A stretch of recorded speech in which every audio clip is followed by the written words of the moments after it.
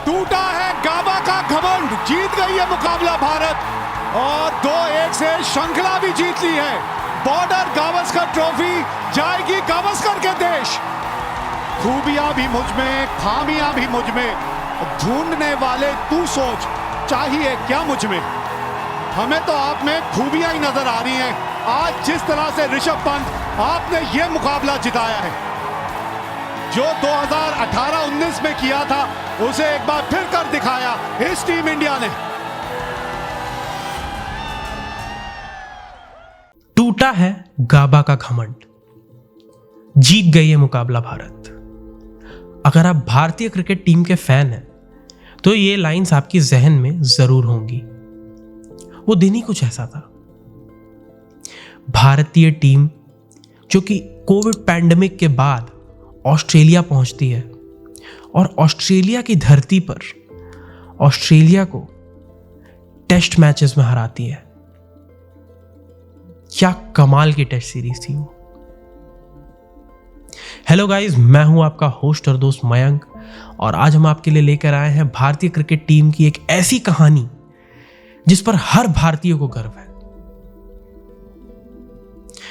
तो शुरुआत होती है इसकी 2020 के नवंबर में, जब भारतीय टीम ऑस्ट्रेलिया पहुंचती है तीनों फॉर्मेट की सीरीज खेलने के लिए। अब भाई ओडीआई फॉर्मेट में तो बहुत ही बुरी तरह से हार का सामना करना पड़ता है, लेकिन भाई T20 सीरीज हम 2-1 से जीत जाते हैं। अब बारी थी क्रिकेट के सबसे टफ फॉर्मेट की, टेस्ट क्रिकेट।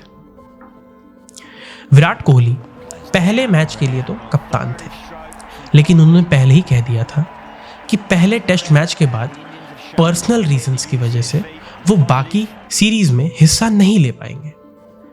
अब भाई चिंता का विषय तो ये था कि विराट कोहली जो भारतीय टीम के सबसे चहेते खिलाड़ी और सबसे मजबूत खिलाड़ी हैं, अगर वो ही सीरीज में उपलब्ध नहीं रहेंगे तो क्या भारतीय टीम उनके बगैर अच्छे से परफॉर्म कर पाएगी? क्या भारतीय टीम उनके बगैर जीत पाएगी? इस पर बहुत से सवालिया निशान लग गए थे, वो भी पहले टेस्ट के पहले ही। लेकिन जब पहला टेस्ट खेला गया उसके बाद जो हुआ वो किसी ने भी उम्मीद नहीं की थी कि भारतीय टीम ये कर सकती है। हालांकि पहले टेस्ट में जो हुआ वो भी भारतीय टीम से किसी को उम्मीद नहीं थी। पहला टेस्ट होता है एडिलेड में। एडिलेड में pink ball test, day night test. Day night test की सबसे खास बात यह है कि जब फ्लड लाइट्स हल्का सा ऑन होता है ना, तब बॉल बहुत मनमानी करती है। बल्लेबाजी पहले भारत ने की। 244 रन पर पूरी की पूरी टीम ऑल आउट हो गई। पृथ्वी शॉ और मयंक अग्रवाल ने ओपनिंग किया। पृथ्वी शॉ 0 पर आउट हो गए, मिचेल स्टार्क की गेंद पर बोल्ड हो गए। चेतेश्वर पुजारा ने 43 रन बनाए थे 160 गेंदों का सामना करके। और ये पुजारा की खास बात भी है कि उन्हें द इंडियन वॉल कहा जाता है। हालांकि राहुल द्रविड़ को यह टैग मिला हुआ था, लेकिन पुजारा ने भी जिस तरह से बल्लेबाजी की है अपने करियर में, उन्हें वॉल कहा जा सकता है। विराट कोहली जो कि अपनी शतक की तलाश में थे, बहुत दिनों से अपने शतक का इंतजार कर रहे थे, बहुत क्लोज पहुंच गए। 74 रन की पारी खेली, लेकिन अजिंक्य रहाणे के साथ एक मिसमैच हुआ और वो रन आउट हो गए, जिसके बाद भारतीय टीम उस सदमे से उभर नहीं पाई और 244 रन पर सिमट गई। सबसे बड़ा जो टॉकिंग पॉइंट था वो ये था कि ऋषभ पंत कहां है, क्योंकि पहले टेस्ट मैच में ऋषभ पंत को प्लेइंग 11 में जगह नहीं मिली। वृद्धिमान साहा को उनके जगह प्रेफर किया गया, लेकिन साहा ने कोई भी इंपैक्ट नहीं छोड़ा। 244 रन पर पहली पारी भारत की सिमटी, जहां पर मिचेल स्टार्क ने 4 विकेट लिए, पैट कमिंस ने 3 विकेट लिए और हेजलवुड और लायन को 1-1 विकेट मिला। फिर ऑस्ट्रेलिया की पारी शुरू होती है और ऑस्ट्रेलिया की पारी में जसप्रीत बुमराह ने जिस तरह से गेंदबाजी की वो बहुत ही शानदार था। 191 रन पर ऑस्ट्रेलिया की टीम पूरी तरह से सिमट गई। जसप्रीत बुमराह ने 2 विकेट लिए और बहुत ताबड़तोड़ गेंदबाजी की बिल्कुल ऐसा लग रहा था कि शायद बुमराह किसी पर अपना गुस्सा निकाल रहा हो। उमेश यादव ने वहाँ 3 विकेट लिए और रविचंद्रन अश्विन ने 4 विकेट लिए। एक पेस बॉलिंग ट्रैक पे एक स्पिन बॉलर ने बहुत शानदार गेंदबाजी की।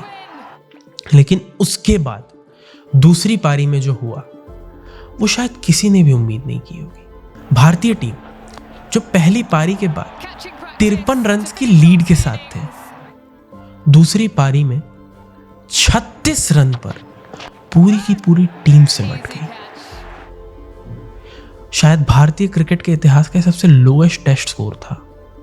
36 रन के स्कोर पर भारतीय टीम सिमट गई। पृथ्वी शॉ 4 रन पर आउट हुए, मयंक अग्रवाल 9, बुमराह को नाइट वॉचमैन की तरह भेजा गया था, उन्होंने 2 रन बनाए, पुजारा 0, कोहली 4, रहाणे 0, हनुमा विहारी 8, साहा 4, अश्विन 0, उमेश 4 और शामी 1। जी हाँ, ये कोई टोल फ्री नंबर नहीं है, ये भारतीय बैटर्स की उस दिन का स्कोर था। और पूरी तरह से टीम डिजेक्टेड थी कि क्या इतना खराब परफॉर्म कर रहे हैं हम लोग। और गेंदबाजी भी उसी लेवल की हुई जहां स्टार्क ने तो विकेट नहीं लिया, लेकिन कमिंस ने 4 और हेजलवुड ने 5 विकेट लिए। पेस बॉलिंग का ऐसा मुशायरा देखने को मिला कि लगा कि ये भारतीय टीम तो आगे जाके नहीं जीत पाएगी ये सीरीज। और क्यों ना लगता, पहले टेस्ट के बाद आपके सबसे एक्सपीरियंस्ड प्लेयर, आपके कप्तान टीम को छोड़कर जा रहे हैं। वही हुआ। पहले टेस्ट के बाद विराट कोहली वापस भारत लौट गए और टीम की कमान अजिंक्य रहाणे को मिली।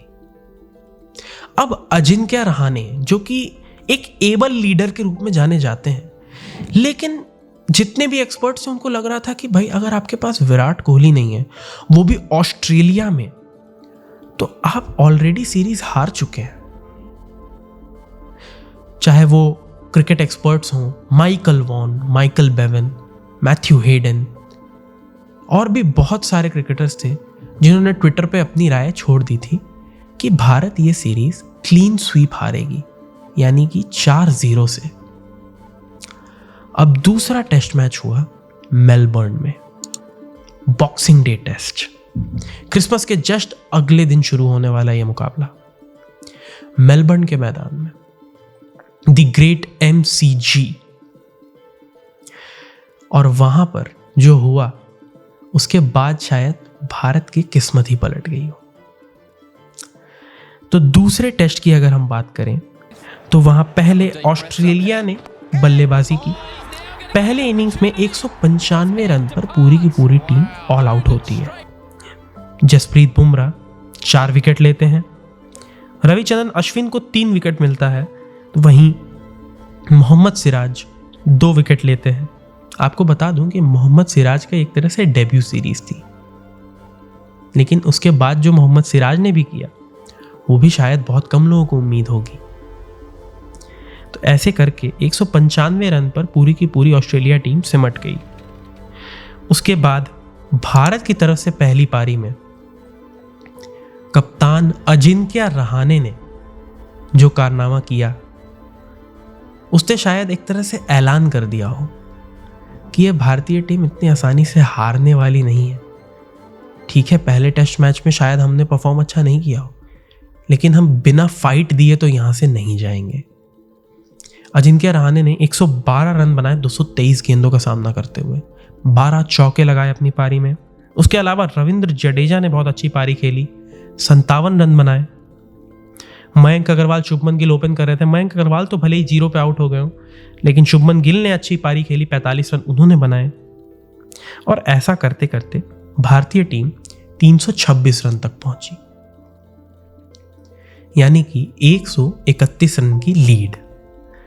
अब दूसरी पारी में ऑस्ट्रेलिया को एक अच्छी लीड लेने की जरूरत थी, लेकिन पूरी की पूरी टीम 200 रन के स्कोर पर सिमट जाती है।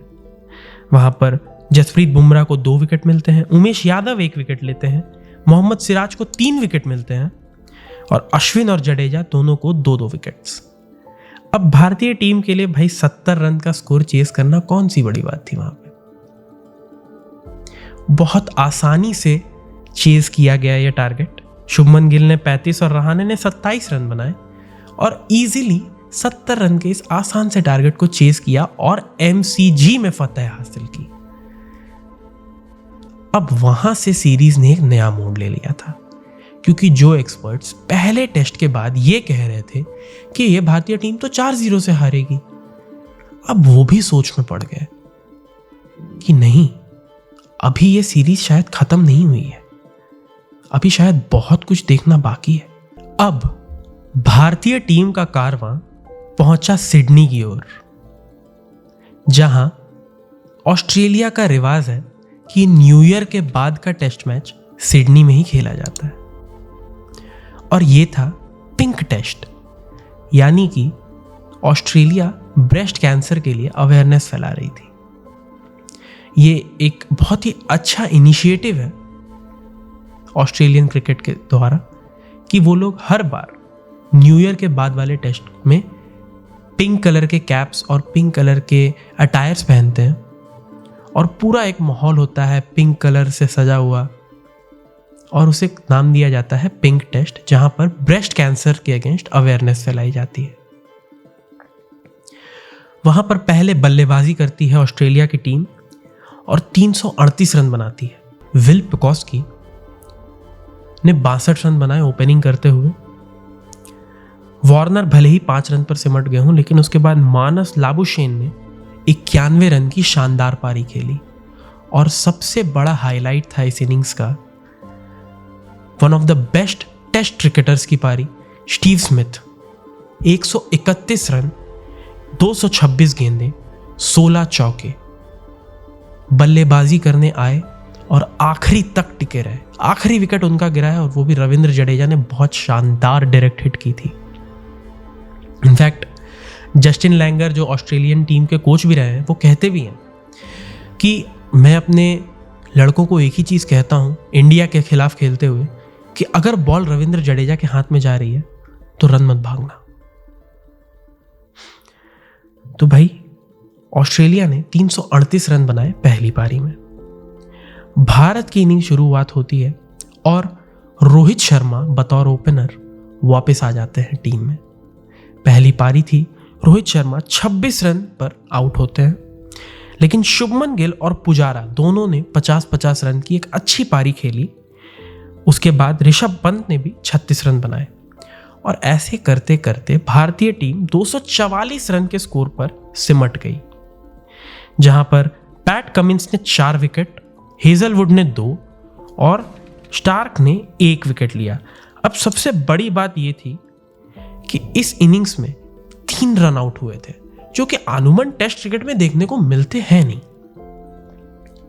उसके बाद शुरुआत होती है ऑस्ट्रेलिया के दूसरे पारी की, जहां पर भले ही ओपनर्स ने अपना काम नहीं किया हो, लेकिन फिर से मानस लाबुशेन और स्टीव स्मिथ ने अपना काम बखूबी किया। लाबुशेन ने 73 रन की पारी खेली, तो वहीं स्टीव स्मिथ ने 81 रन बनाए।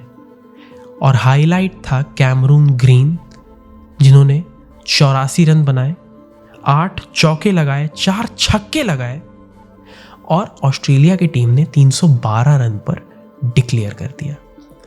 अब भारत के लिए एक बहुत बड़ा टारगेट था सामने, 406 रन बनाने थे।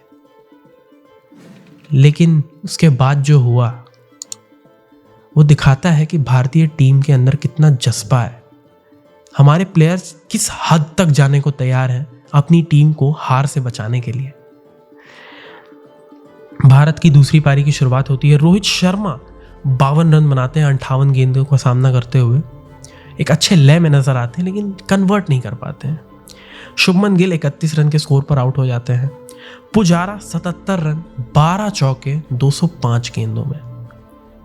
कप्तान रहाणे भले ही जल्दी आउट हो जाते हैं, लेकिन उसके बाद ऋषभ पंत ने जो इंटेंट दिखाया उस पारी में, 97 रन 118 गेंदों में, 12 चौके, 3 छक्के।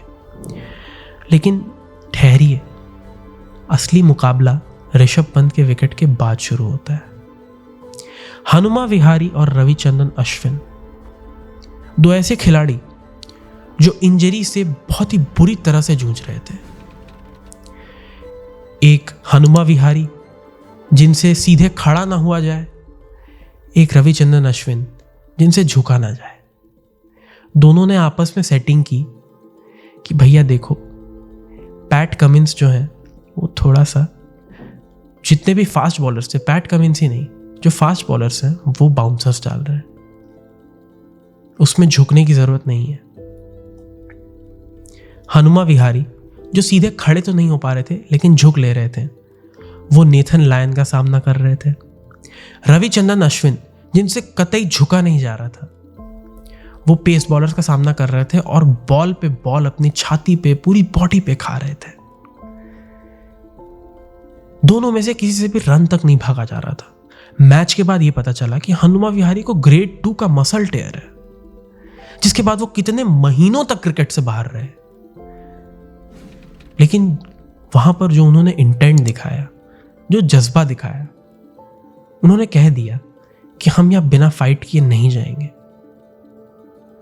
कुछ भी हो जाए हम क्रीज नहीं छोड़ेंगे।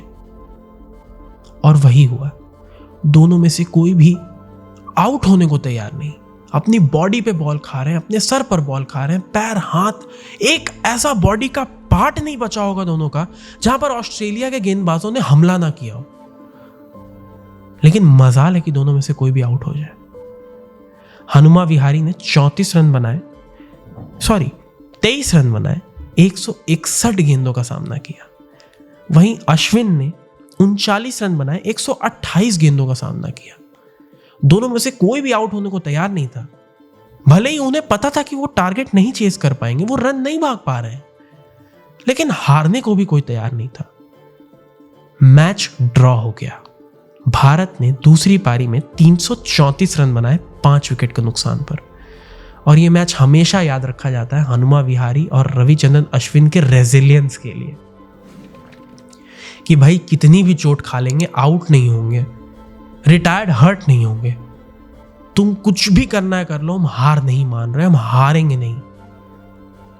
अब भाई टेस्ट सीरीज जो है वो आ गई बहुत इंटरेस्टिंग मोड पर। और जब रविचंद्रन अश्विन तीसरे टेस्ट के दूसरी पारी में बैटिंग कर रहे थे, तो पीछे विकेट कीपिंग करते हुए ऑस्ट्रेलिया के कप्तान टिम पेन ने उन्हें चिढ़ाया कि हम आपको गाबा में देख लेंगे। अब गाबा में कुछ ऐसा होने वाला था जिसकी शायद किसी ने कल्पना भी नहीं की होगी। चलिए सबसे पहले आपको गाबा के इतिहास से थोड़ा रूबरू कराते हैं। यह एक ऐसा ग्राउंड है जहां पर ऑस्ट्रेलिया 32 साल में एक भी मैच नहीं हारा था।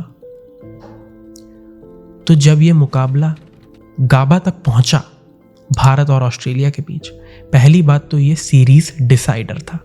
जो भी टीम ये मुकाबला जीतती वो बॉर्डर गावस्कर ट्रॉफी की विजेता कहलाती। हालांकि इंडिया ने यह सीरीज पहले जीत रखी थी ऑस्ट्रेलिया में ही, लेकिन गाबा में जीतना ये आसान बात नहीं था। और उससे पहले भारतीय टीम को बहुत बड़ा झटका लगा। जसप्रीत बुमराह अवेलेबल नहीं थे, रविचंद्रन अश्विन अवेलेबल नहीं थे, उमेश यादव ऑलरेडी बाहर हो चुके थे, मोहम्मद सिराज ऑलरेडी बाहर हो चुके थे। ऐसा मंजर था, ऐसी सिचुएशन हो रखी थी, अजिंक्य रहाणे के पास मुश्किल से 11 प्लेयर नहीं बच रहे थे कि वो एक टीम बना पाए, एक प्लेइंग 11 बना पाए। अजिंक्य रहाणे ने यह कहा था कि मतलब अगर मेरे पास जितने प्लेयर थे उनमें से एक भी इंजर हो जाता तो शायद हम प्लेइंग 11 पूरी नहीं कर पाते। तो भाई वही कुछ हुआ चौथे टेस्ट गाबा में। 2 खिलाड़ी इंडिया की तरफ से टेस्ट डेब्यू करते हुए नजर आए, वॉशिंगटन सुंदर और टी नटराजन। इन दोनों ने अपना डेब्यू किया क्योंकि ऑप्शंस नहीं थे। सारे के सारे खिलाड़ी, इतने सारे इंजरी कंसर्न्स और दिक्कतें अनगिनत। तो इस तरह से शुरू हुआ गाबा का ये टेस्ट मुकाबला। चौथा टेस्ट फ्राइडे 15 जनवरी 2021 से ट्यूसडे 19 जनवरी 2021 तक। ऑस्ट्रेलिया ने टॉस जीता, कहा हम करेंगे पहले बल्लेबाजी। पहली पारी शुरू हुई। अब भैया बॉलिंग में आपके पास एक्सपीरियंस ही नहीं है। बुमराह नहीं, अश्विन नहीं, उमेश यादव नहीं, मोहम्मद शामी नहीं। कैसे होगा यह शायद किसी ने नहीं सोचा होगा। Mohammed Siraj pace bowling attack को लीड कर रहे थे। वो मोहम्मद सिराज जिसने इस टेस्ट मैच से पहले अपने पूरे करियर में शायद सिर्फ 2 या 3 टेस्ट मैच खेले थे, और वो इस मैच में टीम की बॉलिंग की कमान संभाले हुए थे। 369 पर ऑल आउट होती है ऑस्ट्रेलिया की टीम पहली पारी में। मानस लैबुशेन का एक शानदार शतक, 108 रन, और उसके अलावा टिम पेन कप्तान, उन्होंने भी बनाई एक हाफ सेंचुरी। बॉलिंग की बात करें तो नटराजन जो अपना डेब्यू कर रहे थे, उन्होंने लिए 3 विकेट। उनके साथ शार्दुल ठाकुर ने भी लिए 3 विकेट। मोहम्मद सिराज को मिला 1 विकेट, तो वहीं वॉशिंगटन सुंदर ने भी लिए 3 विकेट। तो दोनों डेब्यूटेंट्स ने 3-3 विकेट लेकर ये तो बता दिया कि देखिए भाई, डेब्यू कर रहे हैं तो ऐसा ये नहीं है कि हम अंडरडॉग की तरह खेलेंगे। खेलेंगे तो हम बिल्कुल प्रोफेशनली, और खेलेंगे ऐसे कि आप लोग शायद देखते रह जाए। उसके बाद शुरू होती है भारत की पारी। अब भारत की पारी में सबसे बड़ी दिक्कत ये थी कि 186 रन पहुंचते पहुंचते भारत की टीम ने 6 विकेट गंवा दिए थे। रोहित शर्मा ने 44 रन बनाए थे, लेकिन उसके अलावा शुभमन गिल 7 रन पर चले गए, पुजारा 25 रन पर चले गए, रहाणे को अच्छी शुरुआत मिली लेकिन 37 रन बनाकर वो भी पवेलियन लौट गए, मयंक अग्रवाल 38 रन बनाकर पवेलियन लौट गए, और ऋषभ पंत 23 रन बनाकर पवेलियन लौट गए। अब दिक्कत ये थी कि आपके पास लोअर ऑर्डर में कोई भी एक्सपीरियंस बल्लेबाज है ही नहीं। शार्दुल ठाकुर और वॉशिंगटन सुंदर के पास आई गेम। भारतीय मिडिल ऑर्डर को संभालने का जिम्मा मिला वॉशिंगटन सुंदर और शार्दुल ठाकुर को। 2 ऐसे ऑलराउंडर जो कि आनुमन अपनी बॉलिंग के लिए ज्यादा मशहूर है, लेकिन उन्होंने भी दिखा दिया कि भैया ठीक है, हमें बॉलिंग के लिए जाना जाता है, लेकिन ऐसा नहीं है कि हम बल्ला हाथ में लेकर ऑस्ट्रेलिया को आड़े हाथों नहीं ले सकते। भाई जो पारी खेली वहां पर शार्दुल ठाकुर और वॉशिंगटन सुंदर ने, मुझे आज भी याद है वॉशिंगटन सुंदर का वो नो लुक छक्का जो उन्होंने नेथन लायन को मारा था, कि मतलब मारा तो मारा एक छक्का और बॉल की तरफ देख भी नहीं रहे। वॉशिंगटन सुंदर ने 62 रन की पारी खेली 144 गेंदों का सामना करते हुए, 7 चौके और 1 छक्का लगाया अपनी पारी में। और उनका साथ दिया शार्दुल ठाकुर ने, जिन्होंने 67 रन बनाए 115 गेंदों का सामना करते हुए, 9 चौके और 2 छक्के लगाए अपनी पारी में। दोनों के बीच में जो पार्टनरशिप हुई वो 123 रन की हुई, और वहां से भारत की टीम ने थोड़ा सा अपने आप को किया बिल्ड। 336 रन पर भारतीय टीम सिमट गई। जॉश हेजलवुड ने फिर से 5 विकेट लिए, और उनके साथ कमिंस और स्टार्क को भी 2-2 विकेट मिला। अब फिर से ऑस्ट्रेलिया को दूसरी पारी में एक अच्छा टोटल बनाने की जरूरत थी, जो उन्होंने बनाया भी। 294 रन पर सिमटी ऑस्ट्रेलिया की टीम। मार्कस हैरिस ने 38 रन बनाए। डेविड वार्नर जो कि अच्छे फॉर्म में नहीं चल रहे थे, उन्होंने भी 48 रन बना दिए। लाबुशेन 25 रन पर आउट हुए। स्टीवन स्मिथ ने 55 रन बनाए, और लोअर ऑर्डर ने बहुत अच्छी बल्लेबाजी की। कैमरून ग्रीन ने 37, टिम पेन ने 27 और पैट कमिंस ने 28 रन बनाए। और ऐसा करते करते भले ही मोहम्मद सिराज ने वहां पर दिखाया कि भले ही एक्सपीरियंस कम हो, लेकिन गेंदबाजी में कोई कमी नहीं है। सिराज ने अपने करियर का पहला टेस्ट 5 गाबा में अचीव किया, और बहुत ही शानदार गेंदबाजी की। उनका साथ बखूबी दिया उनके साथ ही गेंदबाज शार्दुल ठाकुर ने, जिन्होंने 4 विकेट भी लिए। तो भाई ऐसा करते करते 294 पर ऑस्ट्रेलिया की टीम सिमट गई। अब भारत के लिए एक अच्छा रन चेज होने वाला था ये, क्योंकि उन्हें बनाने थे 328 रन। अब चौथी पारी में 328 रन ऑस्ट्रेलिया में बनाना, यह एक तरह से नामुमकिन बात थी। और इन 328 रनों में से 324 रन आखिरी दिन पर बने हैं, जो कि एक रिकॉर्ड है कि चौथे दिन ऑस्ट्रेलिया में किसी ने भी 324 रन नहीं बनाए। लेकिन भारत ने कहा कि भाई हमारी टीम में बहुत जान है। तो सबसे पहले तो शुरुआत होती है रोहित शर्मा के विकेट से, जो कि सस्ते में 7 रन के स्कोर पर चले गए। लेकिन उसके बाद शुभमन गिल ने जो पारी खेली, भले ही वो सेंचुरी नहीं बना पाए, लेकिन मतलब one of the defining innings of his career. 91 बनाए उन्होंने 146 गेंदों का सामना करते हुए, 8 चौके और 2 छक्के लगाए अपनी पारी में। और शायद इसीलिए आज शुभमन गिल है। इस पारी को one of the most underrated knocks माना जाता है इंडियन टेस्ट क्रिकेट हिस्ट्री में, क्योंकि शायद इसके बारे में ज्यादा कोई बात नहीं करता, लेकिन शुभमन गिल ने उस दिन दिखाया कि हम जीतने के लिए खेल रहे हैं। और एक इंटरव्यू में ऋषभ पंत ने भी कहा था कि शुभमन गिल उस मैच से पहले बहुत ज्यादा कॉन्फिडेंट थे कि वो लोग ये मुकाबला जीतने वाले हैं, और शुभमन गिल ने अपने इंटेंट को नहीं छोड़ा।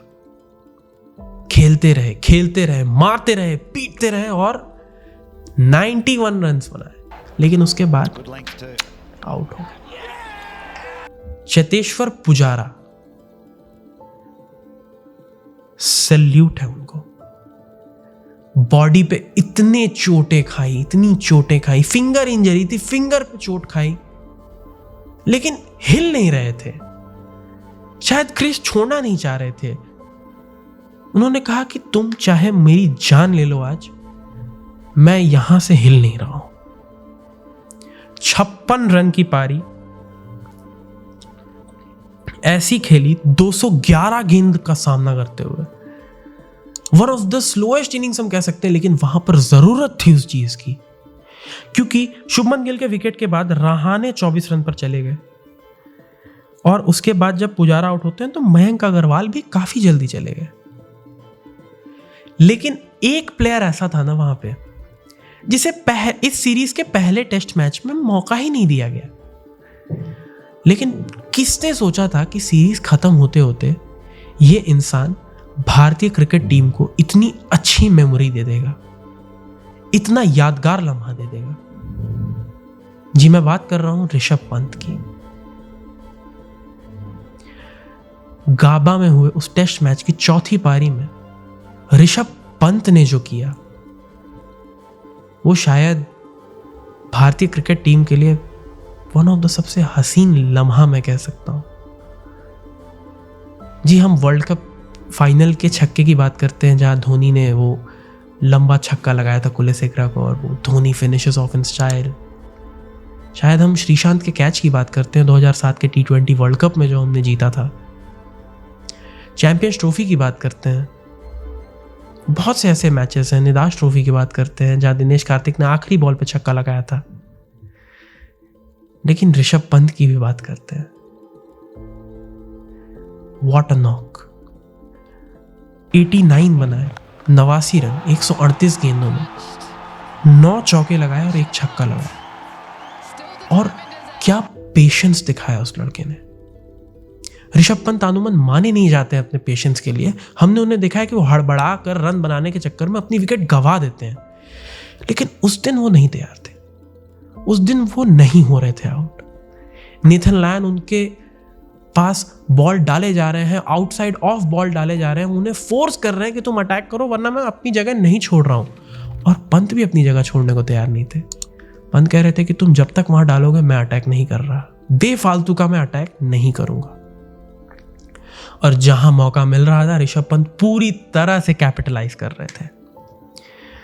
और वही हमें देखने को मिला जब उन्होंने वो विनिंग शॉट मारा और गेंद गई चौके की तरफ। मुकाबला भारत ने जीत लिया और विवेक राजदान ने वो एक हसीन लाइंस बोली जो आज भी हमारे कानों में गूंजती है जब भी हम भारतीय टेस्ट क्रिकेटिंग गैलोर के बारे में बात करते हैं। टूटा है गाबा का घमंड, जीत गई है मुकाबला भारत। बॉर्डर गावस्कर ट्रॉफी जाएगी गावस्कर के देश में। गाबा का वो टेस्ट मैच ऐसा था, 32 साल के बाद किसी टीम ने ऑस्ट्रेलिया को उनके फोर्ट्रेस में हराया था, उनके गाबा में हराया था। क्या मैच था वो, क्या पल था वो। किसी ने एक्सपेक्ट नहीं किया था कि एक ऐसी टीम जो पहले टेस्ट मैच में 36 रन पर ऑल आउट हो जाती है, जिसके पहले टेस्ट के बाद उनका कप्तान वापस चला जाता है भारत को, और वो टीम सीरीज जीत जाती है, वो भी न्यूबीज और डेब्यूटेंट्स के साथ। टी नटराजन एक भी टेस्ट मैच नहीं खेले थे, डेब्यू कर रहे थे, वो आ गए, उन्होंने 3 विकेट लिए। वॉशिंगटन सुंदर डेब्यू कर रहे थे, 62 रन बनाकर चले गए, 3 विकेट और लिए। एक ऐसी सीरीज जहां हमें इंजरीज पे इंजरीज देखने को मिली, लेकिन हौसला नहीं छोड़ रही थी भारतीय टीम। और किसने सोचा था कि ये हसीन लम्हा हमें देंगे अजिंक्य रहाणे, एक ऐसा अंडररेटेड खिलाड़ी जिसकी कप्तानी और जिसकी बैटिंग दोनों ने भारत को कई मैचेस जिताए हैं, लेकिन शायद उन्हें वो क्रेडिट हम दे नहीं पाते, क्योंकि क्या है ना, कुछ खिलाड़ी अंडररेटेड ही रह जाते हैं, और शायद यही उनकी सबसे बड़ी यूएसपी भी होती है। अजिंक्य रहाणे ने जब इस सीरीज का जिक्र किया, उन्होंने कुछ काफ़ी हंसी के लम्हे भी बताए कि जब चौथी पारी चल रही थी तो उन्होंने और रोहित शर्मा जो कि वाइस कैप्टन थे टीम के, दोनों ने डिसाइड किया कि ऋषभ पंत को कोई सजेशन नहीं देगा, क्योंकि उन्हें जो भी सजेशन दिया जाता वो उसका उल्टा ही काम करते थे। लेकिन शायद सही किया कि उन्हें कोई सजेशन नहीं दिया, क्योंकि ऋषभ पंत ने बहुत आसानी से तो नहीं कहेंगे, लेकिन बहुत ही डेडिकेशन और बहुत ही इमेंस डिसिप्लिन के साथ वो मैच हमें जितवाया था। भले ही शतक नहीं बना पाए, लेकिन क्या है ना, कभी कभी मैच जीतने के लिए आपको शतक नहीं, एक इंटेंटफुल पारी चाहिए होती है, और वो ऋषभ पंत ने पूरी तरह से हमें दी। तो ये थी गाबा की दास्तान। गाबा में हमने 32 साल के बाद जब ऑस्ट्रेलिया को हराया, तो वो लम्हा बहुत शानदार था और बहुत ही यादगार भी था। तो आपको अगर ये वीडियो पसंद आया हो तो प्लीज़ इसे लाइक और शेयर कीजिए, और हमारे चैनल को सब्सक्राइब कर लीजिए, क्योंकि हम आपके लिए ऐसे ही कहानियाँ, किस्से, क्रिकेट से जुड़े खबरें सब लेकर आएंगे। और हमें कमेंट में ज़रूर बताइएगा कि क्या आपको याद है कि गाबा के टेस्ट में मैन ऑफ द मैच कौन रहा था। बहुत बहुत धन्यवाद।